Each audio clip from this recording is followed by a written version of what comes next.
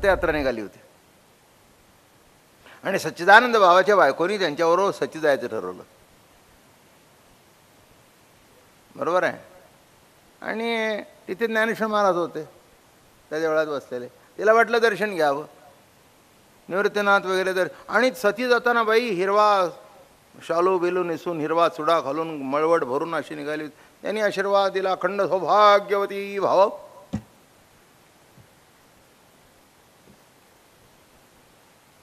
आजूबाजूची माणसं म्हणाली, हे काय अहो सती जायला निघाले. जाऊ दे म्हणले, आता काय गेले शब्दातून तोंडातून तर ते उठ रे म्हणले. बाबा उठला की सच्चिदानंद बाबा.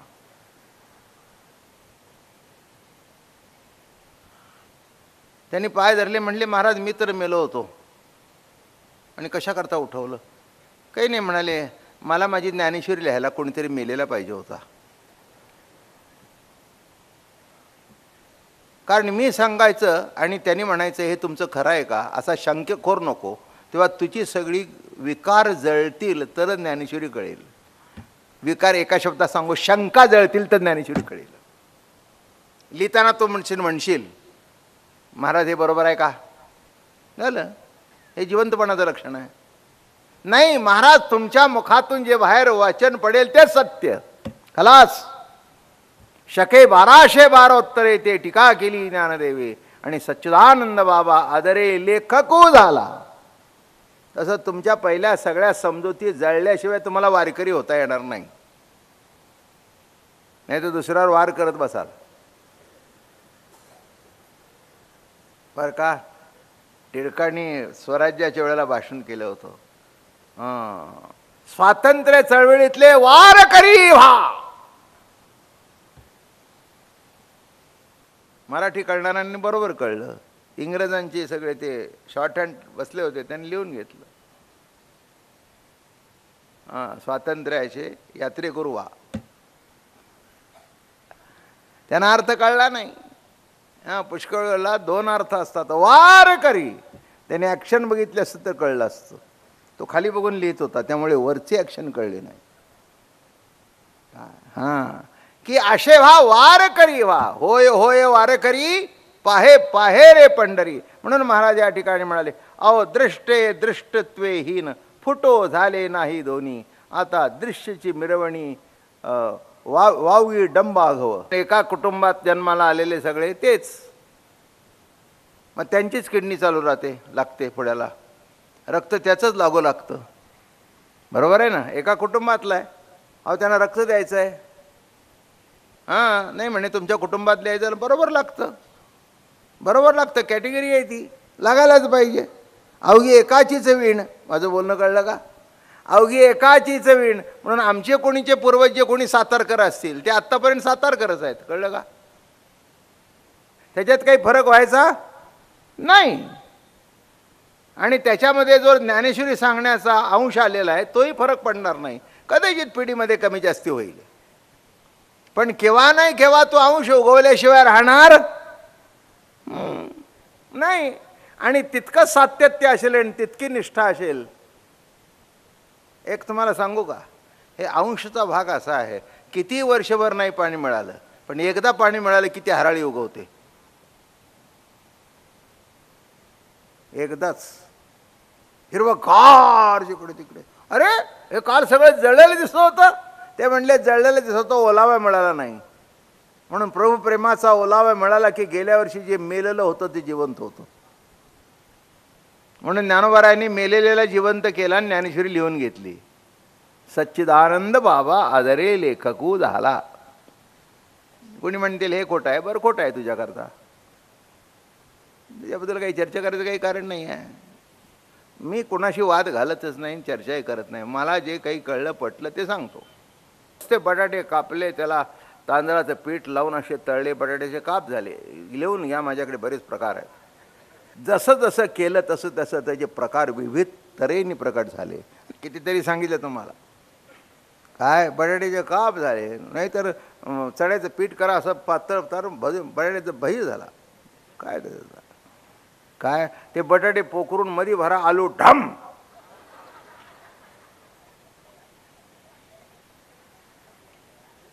काय पण आलू इज देअर. आलू म्हणजे आळू नाही हं, फतफते पुण्याचं. आलू म्हणजे बटाटा. आलू म्हणजे बटाटा, हिंदीमध्ये त्याला बटाटा म्हणतात. हां, मग आता मला सांगा, कितीही विविध प्रकार झाले, जसं ब्राह्मण का क्षत्रिय का वैश्य का शूद्र, गोरा का काळा, उंच का मध्यम, बुटका का, काही काही काही प्रकार नाही. इथून तिथून बटाटा, तसं इथून तिथून चैतन्य. खलास. निराळा त्याच्यामध्ये, पण एक आहे प्रकार, हा त्याचा विलास आहे, तो असल्याशिवाय मजा नाही. मग त्याच्यामध्ये जिने प्रॅक्टिस केलं होतं ते चांगलं झालं होतं, तिला बक्षीस मिळालं. मग ती दुसरी जी म्हणाली ती, मी सुद्धा केलं असतं, मला सुद्धा येतं. अरे पण आता कशाला जळतेस, केलीस ना भाजी. नाही झालं ना, आता काय जे करायचं ते केलं, झालं, माणसाने खाल्लं, ती सर्टिफिकेट घेऊन गेली. तू शंख का घेऊन आलीस परत? निवांतपणाने जा ना. काय कुणी जरी काही जरी केलं तरी तू हे लक्षात ठेव, सगळ्यांनी बटाट्याचेच प्रकार केले. तसं कोणी श्रेष्ठ कुळामध्ये जन्माला असेल, तुम्ही ठरवलं एक परमात्म्याचंच कुळ आहे. अवघी एकाचीच वीण येथे काहीचे भिन्ना भिन्न. अवघी एकाचीच वीण, नीट लक्षात घ्या वाक्य काय. अवघी एकाचीच वीण येत काहीचे भिन्ना भिन्न. अरे सगळे एकाचेच वीण आहे, दुसरं कोणाचं नाही आहे. म्हणून त्याच्याशिवाय काही नाही. ज्ञात्रज्ञा वीण, त्याच्याशिवाय दुसरं काही नाही. अवघी एकाचीच वीण, एकच एकच आत्मसत्ता त्या रूपाने विलास पावलेली आहे. दुसरे कोणी खिशातले पैसे काढले तर राग येईल, मुलाने काढले तर काय. फक्त एवढंच म्हणाल, मला विचारलं पाहिजे होतंस. नाही म्हणले बाबा तुम्ही बोलत होता. हां ठीक आहे ठीक आहे, पण विचारत ना, हां तुझेच आहेत. काय राग येतो का? आणि बायकोने अख्खा आयुष्यभर खिसा कापला तर तिचा राग येत नाही. तुम्हाला कल्पना नाही आहे, खिसे कापू आपल्या घरातच असतात. कुणी माझ्यावर रागू नाही यायचं बरं का उद्या.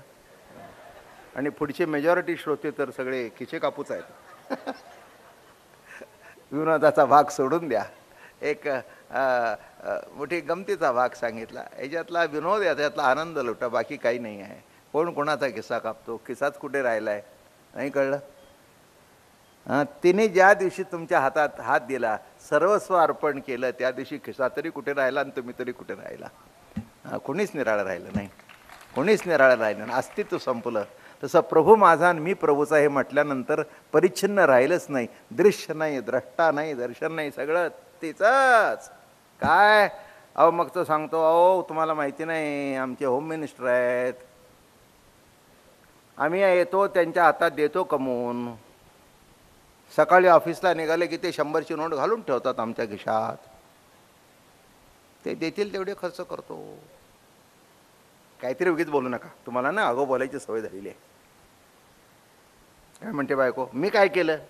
अगं काही केलं नाही तरी सांभाळलंच ना तरी. हां तू सांभाळतेस म्हणून तुझ्याकडून मागून घेतो, कळलं का? तसं देवाचं देव पण भक्त सांभाळतात म्हणून तो भक्ताच्या मागे लागतो, असा साधा सरळ अर्थ आहे. दृश्य द्रष्टा दर्शन. हां एवं दृंग मात्र जे, मी ज्ञान सांगता सांगता भक्ती सांगून जातोय बरं का. ज्ञानाचं ऐक्यतेचे निरूपण करता करता एक वाक्य असं टाकतो की तिथे भक्तीवर पुन्हा यावं. एवं दृंग मात्र जे दृष्टा पाही, त्यांनी अन्यथा देखिले नाही. ससंवेद्येसी कधीही अनारिस. मूळच्या ससंवेद्यपणाला बिलकुल काही भानगड निर्माण झाली नाही, काहीही नाही, काहीही नाही, यत्किंचित नाही. आलं का लक्षात? बाहेर जायचं असेल, घरात कोणतरी जोखमीचं आई आहे, कोणीतरी वडील आहेत. अहो तुम्ही सगळे कसे बाहेर पडला, एवढा मोठा तुमचा पसारा? अहो आमची आई घरी आहे. हां आमचे बाबा घरी आहेत. हां बरोबर आहे बरोबर आहे बरोबर आहे बरोबर आहे बरोबर आहे ना. विश्वास म्हणजे बाबा घरी आहेत, आई घरी आहेत, म्हणजे माझ्यापेक्षा निराळं कोणीच नाही. ते आहे म्हणजेच मी आहे. अर्थ काय? ते आहे म्हणजे मीच आहे, त्याच्याबद्दल काही. हां म्हणून एखाद्या वेळेला दुकानात खातं असतं आणि बायको त्या दुकानाकडून लुगडी आणते. तो म्हणला प्रत्येक टायमाला त्यानं तुला पैसे मागायला नको, तुला काय आवडेल ते घेऊन या. वर्षाला गेला, अहो म्हणला जवळजवळ 15,000 बिल झालं आहे. ठीक आहे म्हणले, असू द्या. काय माझ्याच परवानगीने की नाही आणलं आहे, घेऊन टाका. माझं बोलणं कळलं का? हां, त्याने काय प्रत्येक ब्लाऊज पीस विचारला नव्हता की आणू का. गरजच नाही, गरजच नाही, गरजच नाही. जे माझे पैसे आहेत ते तिचे आहेत, तिचे आहेत ते माझे आहेत. तसं मी आहे तो देव आहे, आणि देव आहे तो मी आहे. मी आणि देव याच्यात फरकच नाही हे ज्ञान झालं. पण मी नाही, माझा प्रभूच आहे, मी त्याचा आहे. देव माझा, मी देवाचा, ऐसे सत्य सत्येव देवाच्या. आता दृश्याची मिरवणी एका सगळं आता बटाट्या दृष्टांत पक्का लक्षात ठेवा. एवम दृश्यचे येथे नाही तरी दृष्टेने देखील काही. अगा सूर्यप्रभेच्या ठाई मृगजळ तैसे. सूर्यप्रभेच्या ठिकाणी मृगजळ तैसं. आता सूर्यप्रभा गेल्यानंतर मृगजळ राहते का? हां. एवम दृंग मात्र जे दृष्टे पाही त्यांनी अन्यथा देखिले नाही. स्वयंसिद्ध ससंवेद्यतेसी कधी अनारिस नाही. म्हणून दृंग मात्र द्रष्टा हा अमृतानुभवातला स्पेशल शब्द आहे. हा कुठेही तुम्हाला ऐकायला मिळणार नाही. दृंग मात्र दृष्टा. आता दृंग मात्र दृष्टा असल्या कारणाने इथे आता निराळं काही शिल्लक राहिलेलं नाही. जिथे निराळाचा आहे तर काही वादाचा काही प्रश्न नाही आहे. वादाचा काही प्रश्न आहे का? हां, प्रवचनाला मुलं आलं आहे, ते बूट घालून बसले आणि तुम्हाला असं असं करतंय काय? हां, त्या मुलाच्या पायाची माती लागली तुमच्या साडीला तरी ती बाई काही म्हणत नाही. म्हणते का काही? म्हणते का? त्याला म्हणते नीट बस, नीट बस, माती लागली. ती म्हणजे लागू दे ना, महाराजांनी बघितलं तर पुन्हा ओरडतील, त्यापेक्षा लागू दे, आपलंच मुलं आहे ना. माझं बोलणं कळलं का? हां, काय किती गंमत आहे, किती गंमत आहे. अहो एखादी बाईनी, मी बघितलं एका लग्न करायला गेलो होतो, पैठणी नेसून आली ती, चांगली काळी पैठणी होती, 40,000ची पैठणी होती आणि मूल हातात होतं. काय तुम्हाला सांगू, पुढचं बोलत नाही.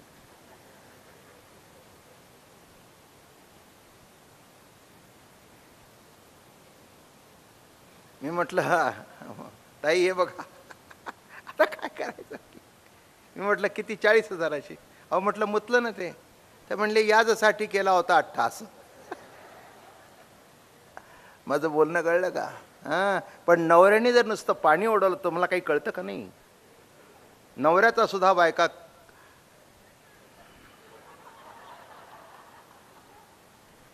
माझ्या तोंडात काय आलं होतं ते पुढचा सुधारलेला शब्द सांगतो. पहिला शब्द तर कान धरायला कमी, पुढचा शब्द सांगतो. मागचं कान धरायचं विसरून जा. पाण उतारा करायला मागे पुढे पाहत नाही. काय म्हणजे संभावित शब्द वापरणार. पहिला शब्द बरोबर आहे का कान धरायचा, पण सांगून घेतला मी. काय गंमत कशी आहे इथे? तसा अर्थ तोच आहे. मानू महाराज या ठिकाणी म्हणाले दृंग मात्र दृष्टा. कोण आहे? तोच आहे. एवं दृश्य मात्र जे दृष्टा पाही तेने अन्यथा परिच्छिन्न नाही. म्हणून काही वाटलं नाही मुलाबद्दल. वाटलं का? माझाच आहे, माझाच आहे, माझा अंश आहे, नवे नवे माझा वंश आहे. तसं जीव हा परमात्म्याचा अंश आहे, नवे नवे परमात्म्याचा वंश आहे.